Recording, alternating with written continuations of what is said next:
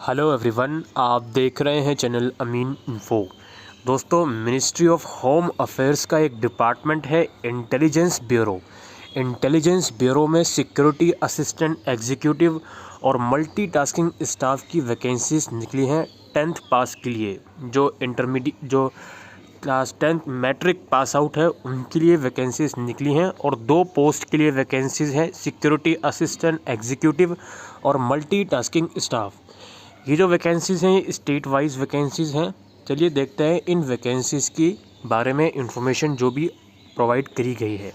यहाँ पे आप लोग देख सकते हो, ये सब्सिडरीज़ जो है अलग अलग स्टेट के अंदर इंटेलिजेंस ब्यूरो की, उसकी यहाँ पे इंफॉर्मेशन है।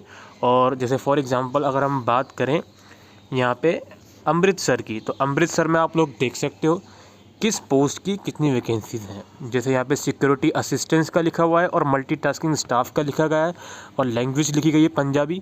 लैंग्वेज की अभी हम बात करेंगे क्यों लिखी गई है। और यहाँ पे कैटेगरी वाइज आप लोग वैकेंसीज़ देख सकते हो, ठीक है। जैसे अनरिजर्व की, ओबीसी की, SC ST। इसी तरीके से अगर हम बात करें अपने नॉर्थ रीजन में, तो दिल्ली की वैकेंसीज़ आप देख सकते हो। जो दिल्ली हेड क्वार्टर है उनकी यहाँ पे लैंग्वेजेस, इनमें से आपको कोई एक लैंग्वेज आनी चाहिए।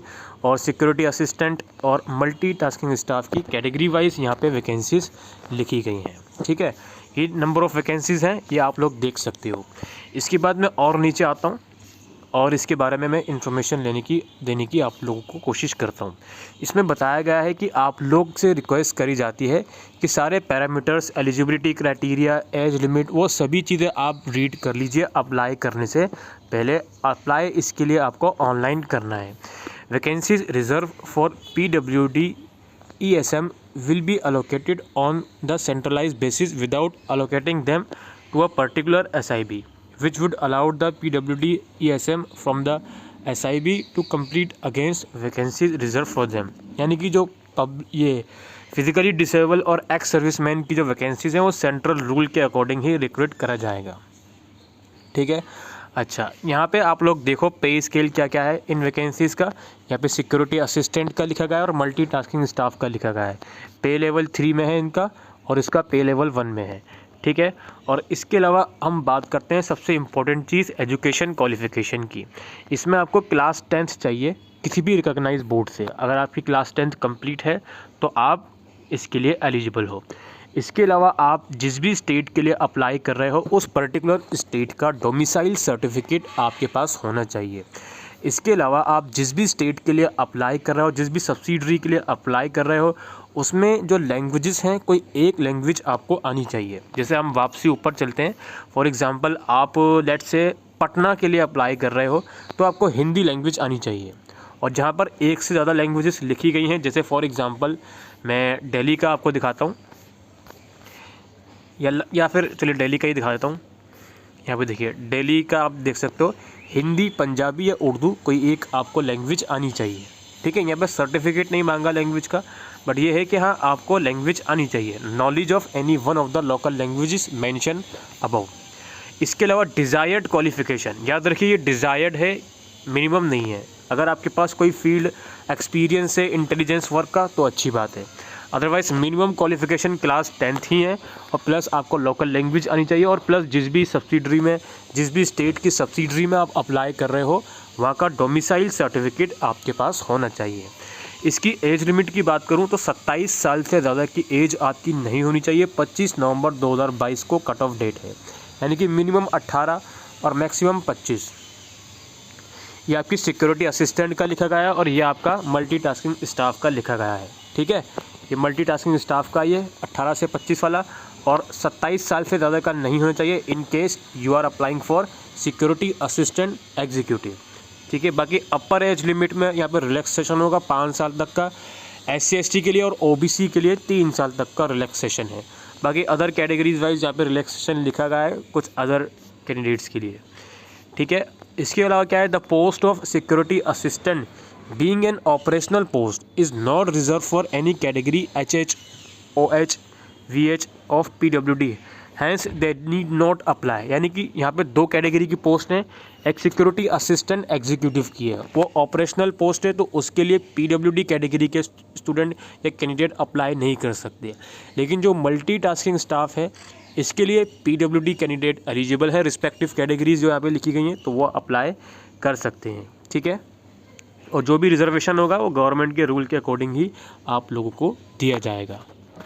इसके अलावा नोट 3 में लिखा गया है कैंडिडेट जो हैं दोनों पोस्ट के लिए अप्लाई कर सकते हैं, सिक्योरिटी असिस्टेंट एग्जीक्यूटिव और मल्टीटास्किंग स्टाफ के लिए। लेकिन जो कैंडिडेट दोनों पोस्ट के लिए अप्लाई करेंगे, पहले जो उनका कंसिडरेशन होगा वो सिक्योरिटी असिस्टेंट में होगा और उसके बाद मल्टीटास्किंग स्टाफ में होगा। लेकिन अगर उनका सिलेक्शन सिक्योरिटी असिस्टेंट में हो जाता है तो वो मल्टीटास्किंग के लिए एलिजिबल नहीं रहेंगे। अगर आप दोनों पोस्ट के लिए अप्लाई कर रहे हो तो भाई आपको जो प्रेफरेंस दिया जाएगा इनके अकॉर्डिंग वो सिक्योरिटी असिस्टेंस के लिए पहले आपको प्रायोरिटी दी जाएगी। उसमें आपका अगर सिलेक्शन हो जाता है तो मल्टीटास्किंग स्टाफ के लिए एलिजिबल नहीं रहोगे, ठीक है। The candidate can opt only for 1 SIB and would thus be consider for vacancies unmarked for the said SIB only. Applicant receive for more than 1 SIB from a candidate would be rejected. यानी कि जो अलग अलग subsidiaries मैंने आपको ऊपर दिखाई थी, किन्हीं एक स्टेट के लिए ही आप अप्लाई कर सकते हो। अगर आप एक से ज़्यादा स्टेट के लिए आपने अप्लाई कर दिया तो कुछ फ़ायदा नहीं है, आपकी एप्लीकेशन रिजेक्ट हो जाएगी। तो आप सिर्फ एक ही स्टेट के लिए अप्लाई करिएगा, ठीक है। अच्छा जी, अब यहाँ पे हम स्कीम ऑफ एग्जामिनेशन देख लेते हैं। सबसे पहले Tier 1 एग्जामिनेशन देख लेते हैं जो कि दोनों ही पोस्ट के लिए होगा। इसमें ऑनलाइन एग्ज़ाम होगा ऑब्जेक्टिव टाइप, जो 5 पार्ट्स में डिवाइड करा गया है, जिसके 20 क्वेश्चन होंगे। इसमें general awareness, quantitative aptitude, numerical, analytical, logical ability and reasoning, English language और जनरल स्टडीज़, ठीक है। हर एक सेक्शन के 20-20 क्वेश्चन, तो टोटल 100 क्वेश्चंस रहेंगे आपके। और इसमें नेगेटिव मार्किंग रहेगी 1/4 की आपकी नेगेटिव मार्किंग भी इसमें रहेगी। इसके अलावा Tier 2 है जो कि अगेन दोनों के लिए कॉमन है, यानी दोनों पोस्ट के लिए, आप किसी भी पोस्ट के लिए अप्लाई कर रहे हो या दोनों के लिए कर रहे हो तो Tier 2 भी आपको देना पड़ेगा। इसमें ऑफलाइन एग्ज़ाम होगा डिस्क्रिप्टिव टाइप का, जिसमें आपको ट्रांसलेशन करना होगा 500 वर्ड पैसेज का from local language to English and vice versa. तो लोकल लैंग्वेज की नॉलेज होना इंपॉर्टेंट है। यहाँ पे आपका ट्रांसलेशन टेस्ट होगा, आपकी लोकल लैंग्वेज से इंग्लिश में करना पड़ेगा और इंग्लिश से लोकल लैंग्वेज में आपको करना पड़ेगा, ठीक है जी। तो ये भी आपका 40 मार्क्स का रहेगा, ठीक है। यहाँ पे भी आपका देख सकते हो ये 20 क्वेश्चन होंगे of 1 mark each, 100 question 100 marks के, और ये 40 मार्क्स का आपका पेपर रहेगा। बाकी part of Tier 2 for security assistance only, ये जो पार्ट है spoken ability to be assess at the time of Tier 3 exam interview personality test. ये जो टेस्ट है ये सिर्फ होगा सिक्योरिटी असिस्टेंट एग्जीक्यूटिव के लिए आपने अप्लाई करा है तो यहाँ पे स्पोकन एबिलिटी का आपका टेस्ट होगा। इसके अलावा यहाँ पे Tier 3 है जो कि इंटरव्यू और पर्सनालिटी टेस्ट है, जो कि 50 मार्क्स का आप लोगों का रहेगा। The Tier 2 exam is qualifying in nature, qualifying marks in Tier 2 is 20 out of 50 for security assistant and 16 out of 40 for MTS। जो Tier 2 का जो एग्ज़ाम है ये आपका सिर्फ क्वालिफाइंग इन नेचर है, फाइनल सिलेक्शन के लिए इसके मार्क्स कंसिडर नहीं होंगे, सिर्फ क्वालिफाइंग इन नेचर है। और सिक्योरिटी असिस्टेंट के लिए आपको इसमें 20 मार्क्स लाने पड़ेंगे, और जो मल्टीटास्किंग स्टाफ है उसमें आपको 16 मार्क्स लाने पड़ेंगे। बात आती है हाउ टू अप्लाई। अप्लाई आपको करना है ऑनलाइन, ये जो वेबसाइट है इसका लिंक डिस्क्रिप्शन बॉक्स में दे दूंगा, वहाँ जाके आप अप्लाई कर सकते हो, ठीक है। ऑनलाइन के अलावा और कोई मोड नहीं है अप्लाई करने का।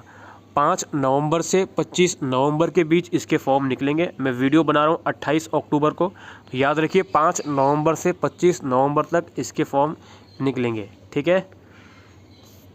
और एग्ज़ामिनेशन फ़ीस की बात करूँ, it is in 2 component, examination fees of ₹50, recruitment processing charges of ₹450। तो यहाँ पे देख सकते हो सभी कैंडिडेट्स की ये जो फ़ीस है वो आप यहाँ पे देख सकते हो। Main candidate of general EWS जो भी है वो आप यहाँ पे देख सकते हो, ठीक है। 50 रुपये एग्ज़ाम फ़ीस है और 450 रुपये रिक्रूटमेंट चार्जेस हैं, ठीक है। और 25 नवंबर इसकी लास्ट डेट है अप्लाई करने की, और मैं डिस्क्रिप्शन में लिंक दे दूंगा वेबसाइट का, वहाँ जाकर आप इस प्रोस्पेक्टस को डाउनलोड भी कर सकते हो। और जो भी प्रोसीजर है वो 5 नवंबर से आप इसका फॉर्म भर सकते हो, ठीक है। तो यही दोस्तों इंपॉर्टेंट इन्फॉर्मेशन थी रिगार्डिंग इंटेलिजेंस ब्यूरोस वैकेंसीज़ की। आई होप ये वीडियो आपको यूज़फुल लगी हो, तो वीडियो को शेयर करिएगा। Thank you.